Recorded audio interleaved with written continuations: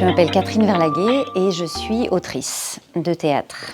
Je viens ici parce que déjà j'aime beaucoup être ici, parce que j'adore travailler avec l'équipe du pôle qui est très dynamique et engagée. J'ai une pièce à moi qui joue ici la semaine prochaine et du coup je rencontre des classes autour de la venue de cette pièce qui s'appelle Les Abîmés. La pièce, c'est l'histoire de deux frères qui sont dans un foyer où ils ne sont pas aimés correctement et où du coup ils vont être enlevés de leur famille pour passer par un foyer. Voilà, c'est un processus de résilience. Que les enfants se disent que qu'importe ce que tu vis, l'important c'est ce que tu vas en faire, c'est comment tu le vis. De leur rappeler qu'en tant qu'enfants, ils ne sont pas responsables de ce qu'ils vivent. C'est les adultes qui sont responsables d'eux. Et que parfois on aime, mais que on aime mal. L'amour ne justifie pas tout, ne garantit pas tout. Et qu'à ce titre, en tant qu'enfants, ils doivent être aimés mais protégés aussi. Voilà. Qu'on peut ne pas vivre avec son parent et vivre dans un foyer et l'aimer quand même. Et retrouver son parent peut-être plus tard quand son parent va mieux ou quand soi-même on a peut-être plus d'armes pour gérer certaines situations. J'ai voulu écrire cette pièce parce que ça fait 20 ans que je vais dans les classes, que je travaille avec les institutions. Enfin, en tant qu'autrice, je suis invitée dans beaucoup d'endroits. Et je me rends compte que ces enfants-là, qui sont dans les classes, ils sont un peu mis en marge. Et donc, je voulais faire d'eux les héros d'une histoire aussi, pour qu'ils se reconnaissent à cet endroit-là, créer de l'empathie au sein des classes, que tout d'un coup, ils deviennent les héros de leur classe. Que les autres dans la classe puissent à un moment donné se dire « Mais au fait, comment tu vas, toi ? Qu'est-ce que tu vis ?»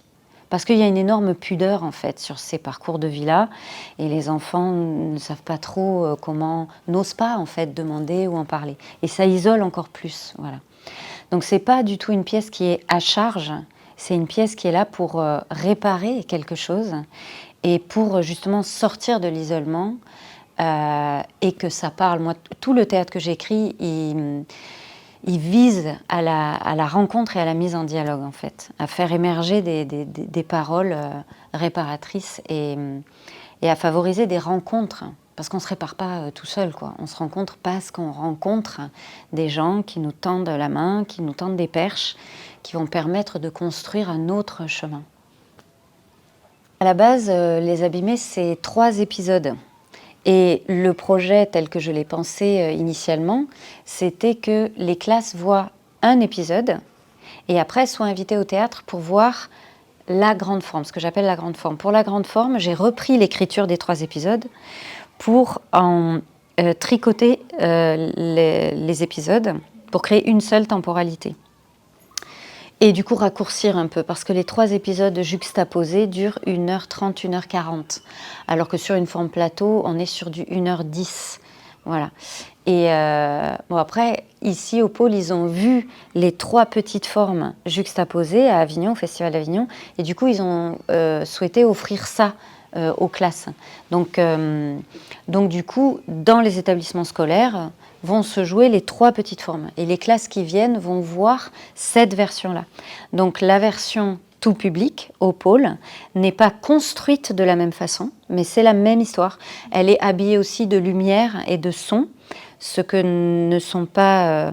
dans les petites formes, remarque, je ne sais plus s'il y a du son, je crois qu'il y a du son peut-être, oui, il y a du son, mais il n'y a pas tout l'habillage théâtral. En tout cas, ça peut être très intéressant pour les enfants qui voient le spectacle, s'ils voient en classe les 3 épisodes et qu'ils ont envie de partager l'histoire avec leur famille, parce que ça les a touchés ou parce que ça leur fait plaisir. C'est bon à savoir ça aussi. Eux, comme ils ont déjà vu la pièce, ils seront invités sur la grande forme. Ils ne paieront pas leur place et voilà, ça permet. Et même s'ils viennent la revoir, ils ne verront pas exactement la même chose. Parce qu'il y a aussi des scènes en plus dans la grande forme. Sur la grande forme, comme j'ai les 4 acteurs, je me suis autorisée parfois à faire se rencontrer des personnages qui ne se rencontrent pas dans les petites formes. Par exemple, la scène finale, dans les petites formes, elle est jouée à 2, alors que dans la grande forme, elle est jouée à 4. J'avais envie que tous les personnages soient sur scène pour le final de la grande forme. J'espère, pour moi, c'est... Tu sais, au début, quand j'ai commencé à dire autour de moi que je voulais écrire sur ce sujet-là, tout le monde était un peu frileux et tout le monde attendait un peu de savoir comment ça allait être écrit, tu vois, pour s'engager, que ce soit en production ou même mon éditeur, où tout le monde me disait, t'es sûr? En même temps, tout le monde disait, bah, ça serait bien, mais... Voilà, on attendait de voir comment ça serait écrit. À partir du moment où la pièce a été écrite, tout le monde a suivi. Donc pour moi, c'était un super cadeau que du coup les théâtres qui me connaissaient n'ont plus hésité à s'engager en production, à suivre le projet. C'est un spectacle avec lequel on fait 97 dates, représentations cette année, ce qui est énorme. C'est quand même pour prouver que la pièce, elle a fait ses preuves, elle fait ses preuves, elle est au bon endroit. Et aujourd'hui, la reconnaissance de Télérama et de la Comédie Française. La Comédie Française, ils sélectionnent chaque année des pièces jeunes publics, mais peu. Tu vois, donc de faire partie de cette sélection-là, ça emmène aussi au niveau institutionnel la pièce et le sujet dans un réseau que moi, j'ai pas encore forcément. Et ça, pour moi, c'est un honneur. Mais franchement, ils prennent pas beaucoup de risques en venant.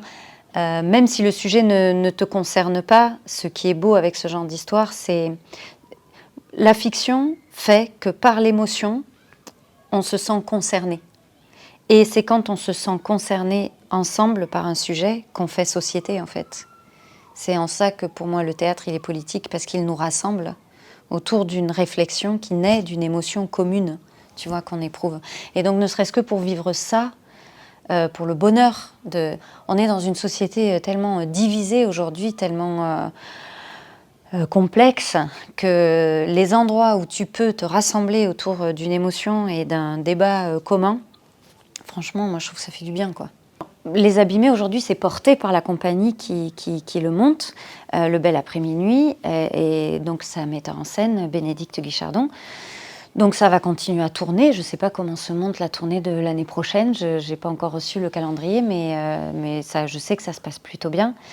On repart en création avec Bénédicte sur un diptyque qui va concerner des maternelles et des collégiens, et un module d'action culturelle qui va lier les deux classes. On avait envie de se faire se rencontrer des collégiens et des maternelles, et qu'il y ait un travail en commun.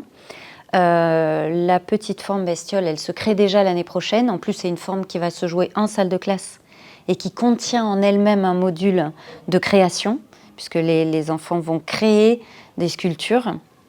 Donc voilà, on est là-dessus, sur la confection de ça. On a commencé les résidences de création autour de ça. Et après, moi, personnellement, j'ai rencontré Sandrine Roux, qui est la première goal de la première équipe de foot de France féminine dans les années 80. Et j'adore cette femme et j'ai décidé d'écrire sa vie. Donc mon prochain roman sera le parcours de cette femme. Et ça deviendra un spectacle aussi, un peu comme on avait fait avec Le Processus. Il y aura une forme roman, qui sera un récit, et une forme théâtrale. Voilà.